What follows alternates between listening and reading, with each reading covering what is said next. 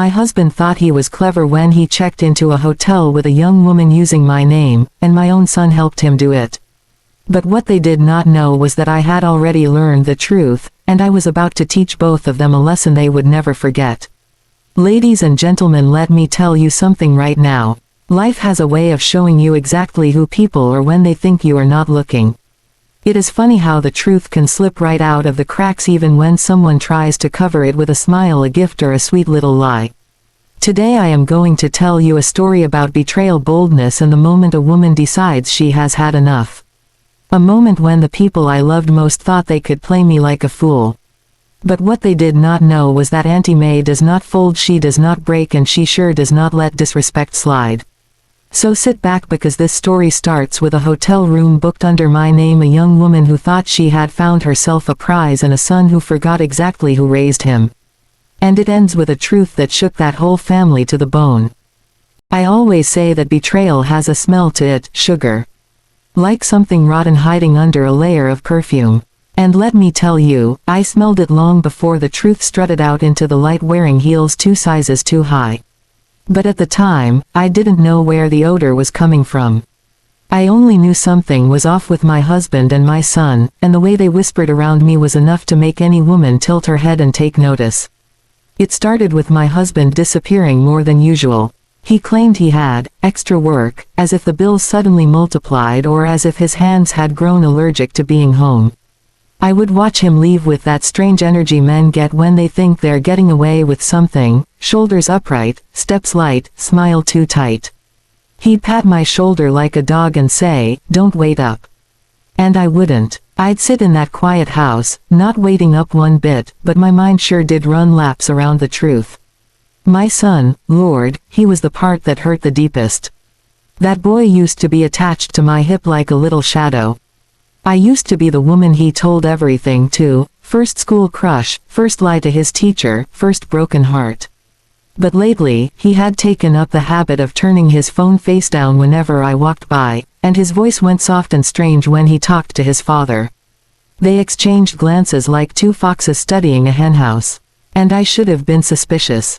I should have asked questions. But mothers want to believe their children are good, and wives want to believe their marriages aren't crumbling. One afternoon, my husband came home smelling like hotel soap. Not sweat, not cologne, hotel soap. That scent is different. Too clean, too sterile. A smell a married man should never bring home unless his wife was the one in that room with him.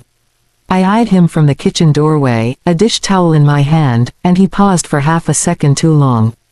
His smile twitched. Men only twitch like that when their stories have holes.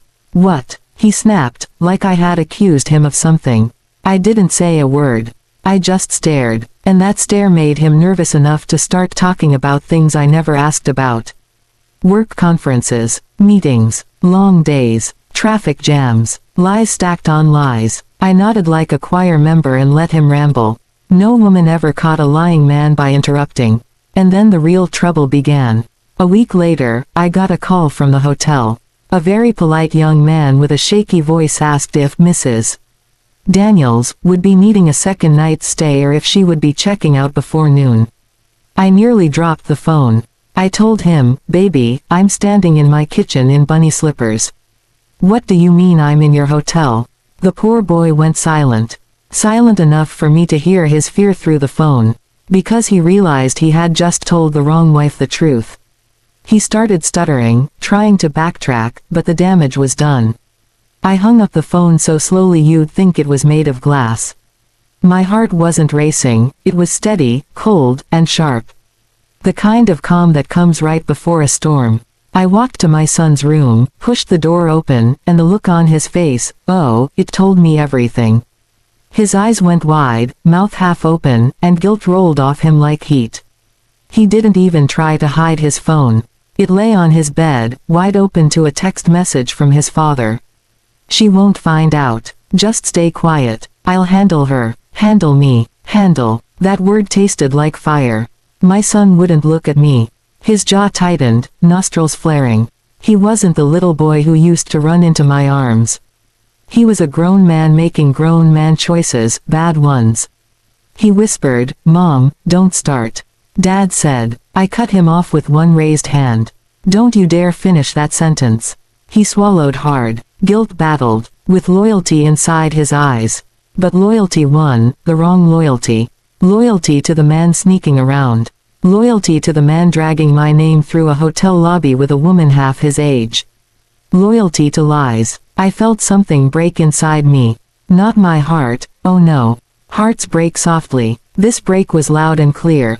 It was the snapping of trust, the shattering of illusions. And once that breaks, a woman doesn't just walk differently, she thinks differently.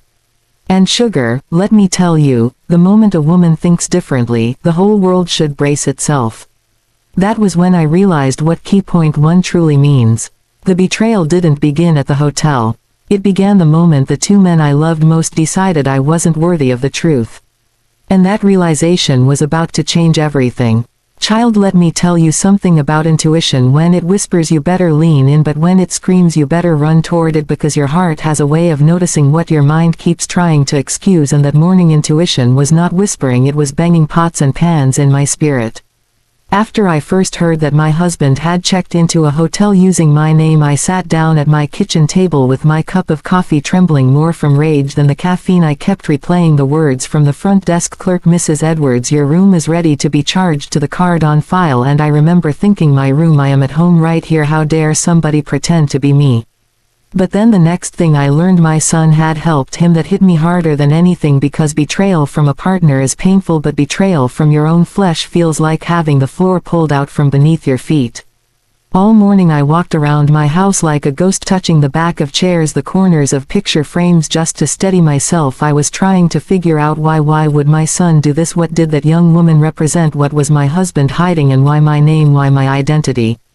I began replaying moments from the past few months, things I had brushed off: his sudden weekend trips, his new cologne, his odd interest in where I kept my important documents, his need to know my schedule. This whole time I thought he was just trying to reconnect with me, but baby, he was memorizing my life like a script. I sat down and whispered, Lord, what am I supposed to do with this? Because I knew if I marched straight to that hotel I might end up on the evening news. I needed to cool off, and I needed a plan. So I reached out to the one person who has never failed me, my sister May. Now May is the type of woman God puts on earth to help the rest of us keep our sanity. She listened quietly while I told her everything, and when I finally finished she said the words I needed to hear and feared at the same time. Baby girl, this has been going on longer than you think. Something about the confidence in her voice stopped my breath. She told me she had seen signs and had tried to mind her business because she did not want to accuse anybody without proof, but she had noticed the same woman twice, once at the grocery store, once at the mall with my husband. My husband claimed she was somebody's niece who needed help with a bill. I had believed him, because when you have loved someone for decades your heart automatically wants to believe the best, but sometimes the truth is standing right there waving its arms and you still miss it because your mind is too busy defending the lie. Hearing May say that made my stomach twist, because suddenly I realized the deception did not begin at the hotel. It began long before the hotel was just the moment God turned the lights on so I could see what had been crawling around in the dark. I sat quietly after we hung up, letting the silence settle like dust around me. Slowly I started connecting everything, like I was piecing together a puzzle with missing edges. Why he wanted access to our joint account, why he insisted that our son be the one to pick up mail, why certain receipts disappeared, why he pushed me to renew my ID card early, why he suddenly became overly concerned with my signature. He was practicing, he was preparing, and worst of all, he had pulled my son into this foolishness too. What father teaches his child deceit as a skill? I felt a sting of shame and sadness, like I had failed in raising him somehow. But then another voice rose inside me, daughter, you cannot carry the blame for another person's choices. That is when anger replaced the hurt, not the kind of anger that makes you lose control, the kind that clears your vision, the kind that says stand up, you have work to do.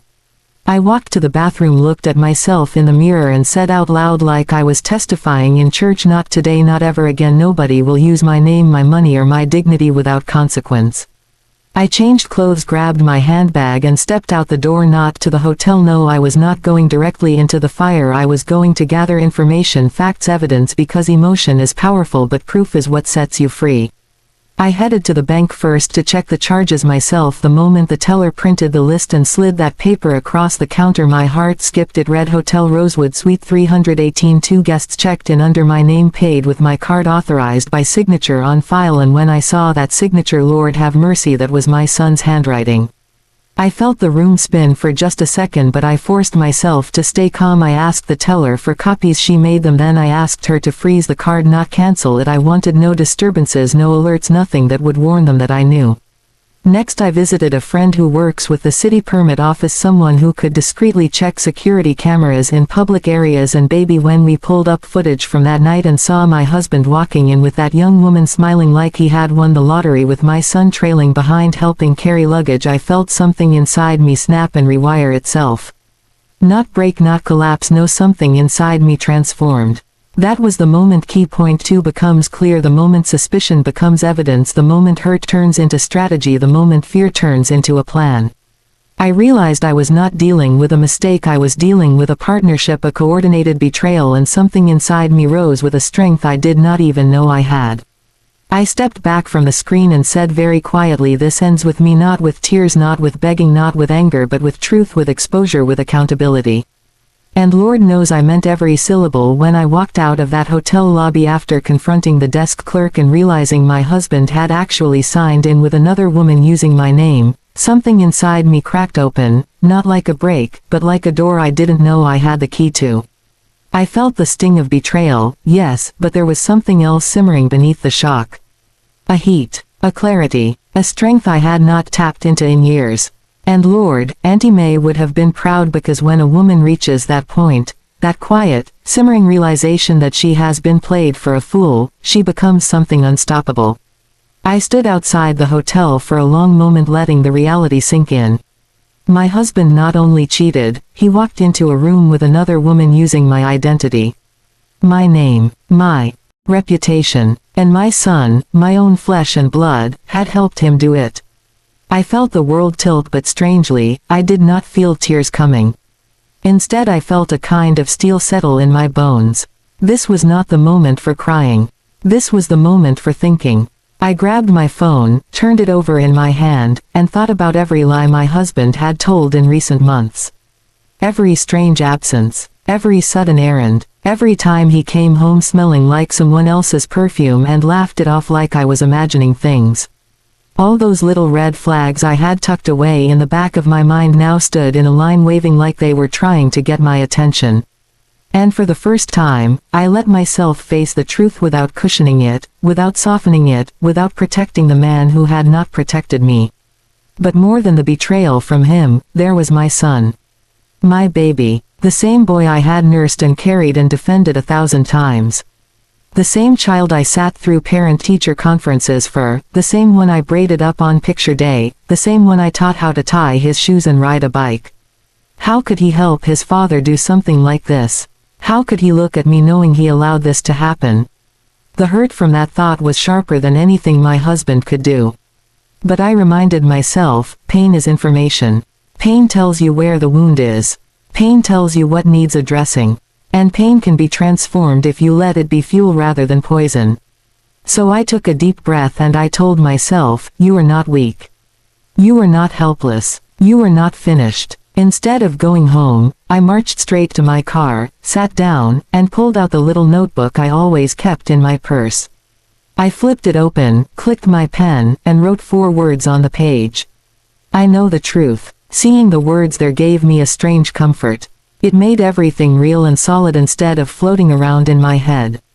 From there, I started writing down every detail the hotel clerk had mentioned, every name, every date, every clue. I replayed conversations I'd had with my son, the odd hesitations, the guilty looks, the times he had defended his father too quickly.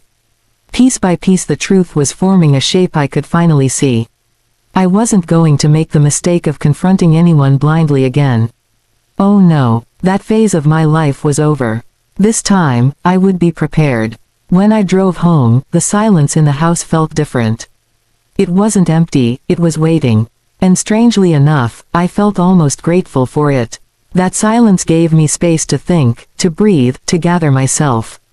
I sat at the kitchen table where I had served dinner after dinner, laughed over stories, wiped tears after heartbreaks, and I thought, this is still my life. This is still my home. Their betrayal does not erase my worth. But the longer I sat, the more a new question rose in my mind: why my name? Why would he check in under me? Cheating was one thing, bold, disrespectful, cruel, but identity, that meant something else. That meant trouble. That meant motive. That meant something bigger than infidelity. It meant there was a plan, and I wasn't supposed to know about it. That realization chilled me more than anything else, because betrayal of the heart is painful, but betrayal of your identity, that is dangerous. I poured myself a glass of water, sat back down, and forced myself to look at what this really meant. My husband had used my name because he did not want a paper trail for himself. Someone benefiting from my identity meant someone planning a future move, usually involving money, property, or documents. Suddenly, this wasn't just emotional pain. This was legal danger. The thought made my breath catch. This was bigger than I imagined. And that was when it hit me: if he was willing to cheat boldly, lie openly, and use my name recklessly, what else was he planning to take? My home, my accounts, my assets, my future. And if my son was helping him, then they had been working together behind my back longer than I realized. A slow fire burned in my chest. I had given these two everything. Everything. And they were prepared to strip me of more. But they had no idea who they were dealing with. When a woman has been pushed past her limit, past her innocence, past her hope, she becomes a force all her own. She becomes someone who can think sharper, move smarter, act strategically, and respond with a strength that shocks even herself. That night, as I closed my notebook, I whispered out loud, I will not be their victim. Then I stood up, squared my shoulders, and began planning the one thing they never expected: my next move. When I walked into that hotel lobby again, everything inside me was trembling, but not with fear this time. No, this was something else. A kind of quiet fire. The kind that comes after a woman finally realizes she has been living for everyone except herself. I stood there with my shoulders back, my chin lifted, and a determination so sharp it could have cut through glass. The same clerk from before looked up, and the moment he recognized me, his face went pale. He shifted nervously, like he suddenly remembered a rule in the handbook about lying to guests. I didn't raise my voice. I didn't slam my hands on the counter. I simply said, I'd like to see the room again. My room. The one my name was used to book. He swallowed hard. Ma'am, I don't know if that's. It's allowed, I said. Since you checked someone in under my legal identity. You could practically see the panic ripple through him. He called for a manager. The manager tried to smooth everything over with polished smiles and soft apologies, but my face did not soften.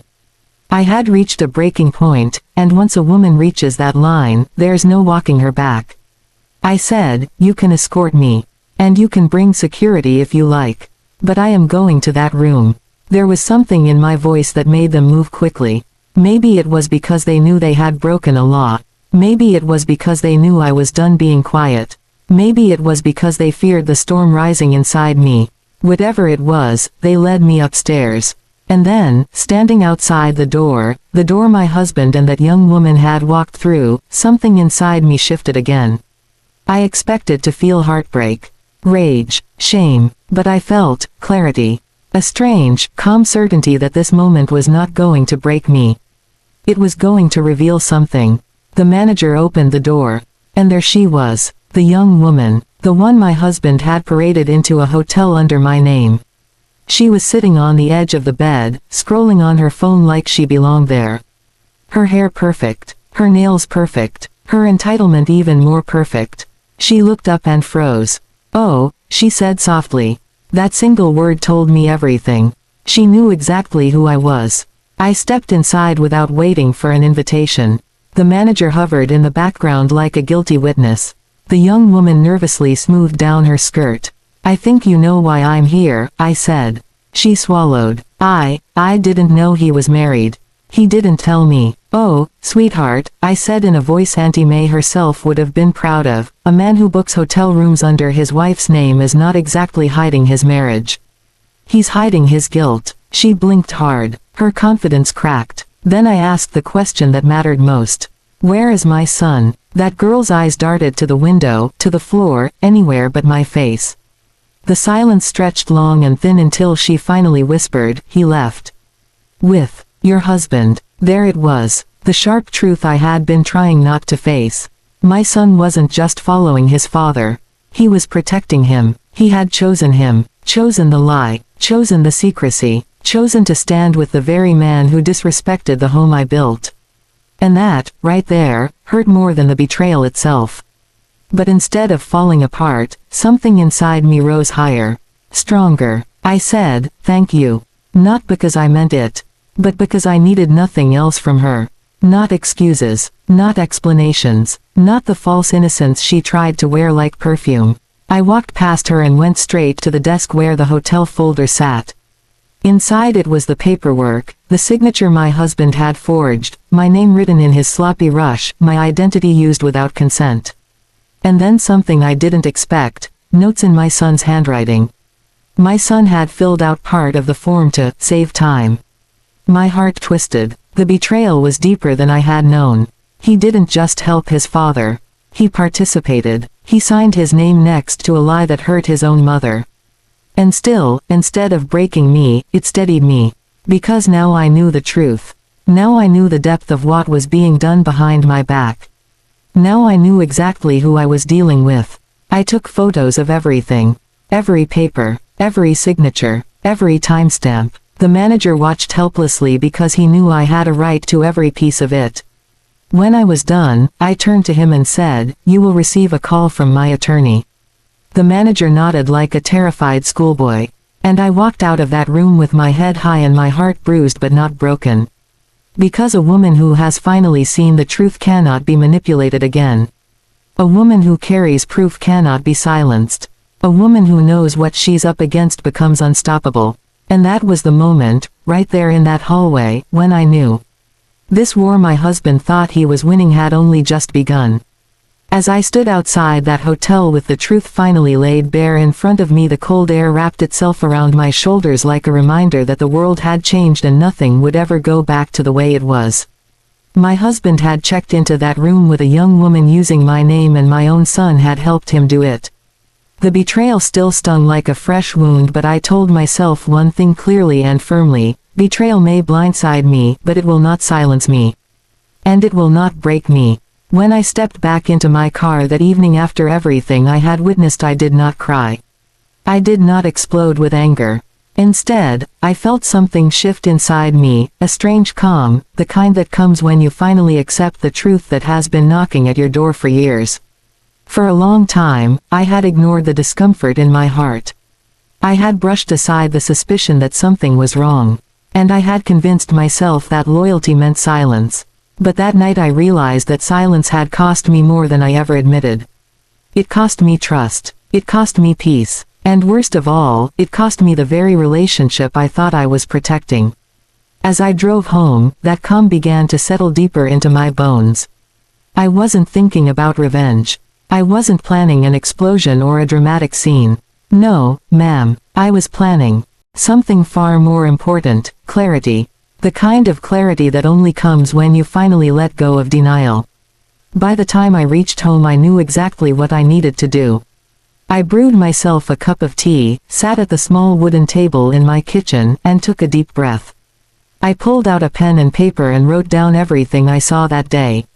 Not for proof, not for a fight, but for myself. Sometimes writing the truth down makes you stronger than speaking it.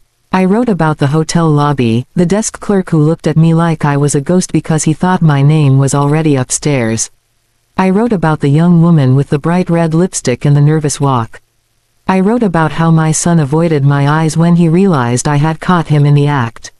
I wrote about my husband's shocked expression when he opened that door and saw me standing there, alive, breathing, and no longer blind. When I finished writing, I folded the paper and tucked it in my purse. Not because I needed it for what came next, but because I wanted to remind myself that what I saw was real, that my feelings were valid, and that my next steps would be taken with confidence, not confusion. Later that night, my son called me. His voice trembled in a way I had never heard from him. He said, "Mom, I didn't want you to find out like this." Those words struck me like a slap. Not because they were painful but because they were proof that he knew what he was doing long before I ever walked into that hotel. I didn't raise my voice. I didn't cry. I simply said, "And how did you want me to find out, baby?" On a bill. Through a rumor. At my own expense.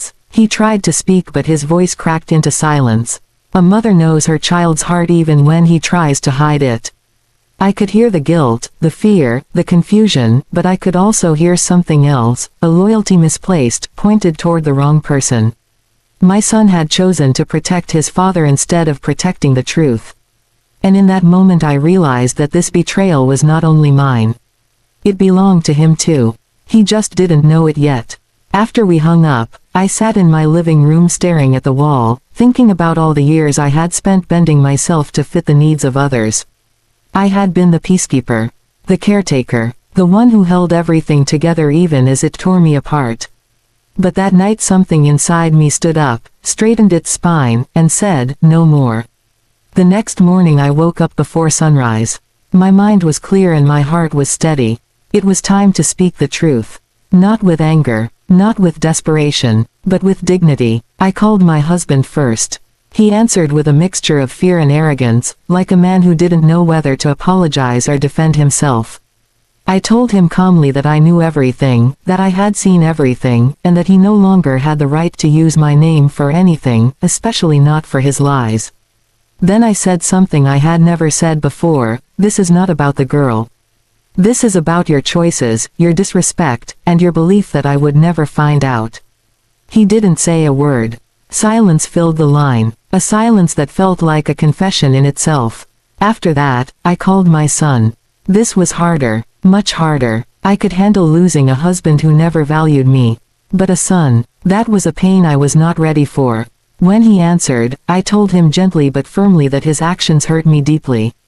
That helping his father deceive me was not a mistake, it was a choice. He began to cry, and in that moment, my heart softened, not because his tears absolved him, but because I realized that he wasn't just betraying me, he was hurting himself. He had been pulled into a web of lies he didn't know how to escape.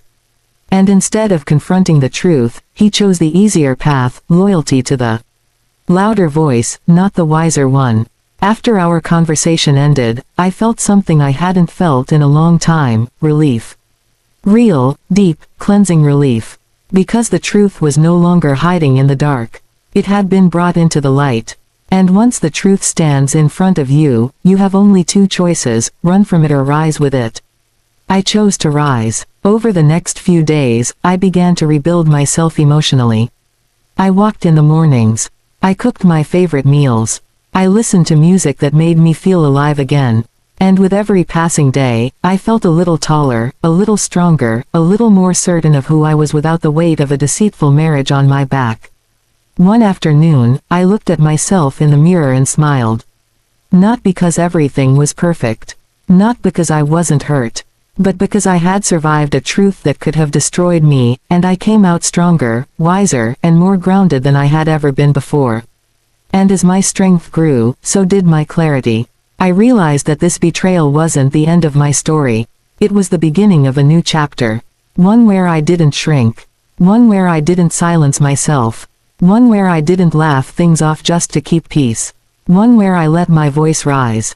By the time the week ended, I was no longer the woman who walked into that hotel trembling. I was a woman who had walked through fire and kept her dignity intact. A woman who discovered not only the truth about her husband but the truth about herself. And that truth was simple. I was stronger than the lies they told. Stronger than the betrayal I witnessed. And stronger than the pain they tried to bury me in. And this strength would carry me into whatever came next. When the truth finally stood in front of me without disguise, without confusion, and without the fog of disbelief, I felt a stillness settle in my spirit that I had not known in years. It was not peace yet, and it was not forgiveness, not even close. It was something stronger. It was clarity, a clarity that told me that the man I once trusted, the boy I once raised, and the home I once built had all shifted into something I could no longer stand inside without losing myself completely. I stood there in that room, not speaking, not shouting, not crying, just breathing steady breaths that carried a new kind of strength I had not felt before. It was a strength born from survival, from humiliation, from betrayal, and from the fire of truth that had burned away every illusion I had held on to for far too long. My husband stared at me with wide eyes, and my son would not meet my gaze, and that told me everything I needed to know. For years I had bent myself into smaller and smaller shapes to keep the peace in that house. I had swallowed disrespect, I had accepted excuses, I had chosen understanding even when no one chose understanding for me. I had held our family together with hands that were cracked, bleeding, and tired, but at that moment those hands had finally let go. The rope that held the weight of our broken bonds fell silent. I walked out of that room with steady steps, feeling every inch of the floor beneath me as if the earth itself was saying, keep going, do not look back. I did not owe them softness, I did not owe them comfort, I did not owe them the blind loyalty that had cost me so much of my own identity. I owed myself the truth, and the truth was that they had used my name to cover their shame, and they had expected me to take the blame for their actions.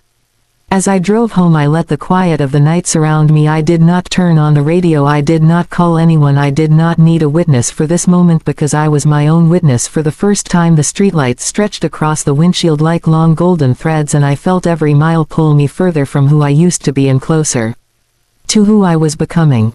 When I reached home I made tea, even though my hands were trembling, not from fear but from the rush of freedom that had started to rise within me. I sat at the kitchen table letting the steam warm my face, and I told myself out loud, you are done carrying the weight that others placed on your shoulders, you are done cleaning the messes that grown men created, you are done being the shield for people who would never shield you. The more I spoke, the stronger my voice grew. My words filled the kitchen like a promise whispered to the walls, the floors, and the windows, a promise that I would not allow myself to be diminished again. I would not accept lies disguised as love, I would not let guilt shape my decisions, and I would not allow betrayal to silence me. In the days that followed, my husband tried to explain himself. He tried to soften the story, then harden it, then twist it, then hide inside it. My son tried to excuse himself, blaming pressure, confusion, loyalty to his father, anything he could reach for that might soften the truth of what he had done. But I no longer wore the blindfold that had once made excuses seem acceptable. I saw everything clearly now, and clarity leaves no room for manipulation.